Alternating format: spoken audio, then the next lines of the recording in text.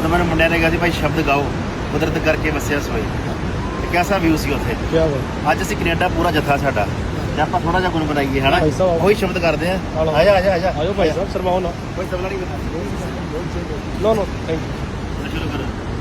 ਕੁਦਰਤ ਕਰਕੇ ਵਸਿਆ ਸੋਏ, ਕੁਦਰਤ ਕਰਕੇ ਵਸਿਆ ਸੋਏ, ਵਕਤ ਵਿਚਾਰੇ ਸੋ ਬੰਦਾ ਹੋਏ,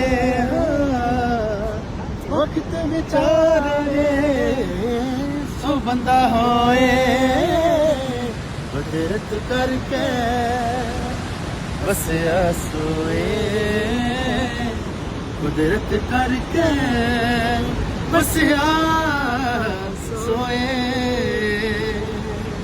ਵਾਹ ਵਾਹ ਵਾਹ, ਕੀ ਬਾਤ ਹੈ, ਕੀ ਬਾਤ, ਵਾਹ ਕਮਾਲ।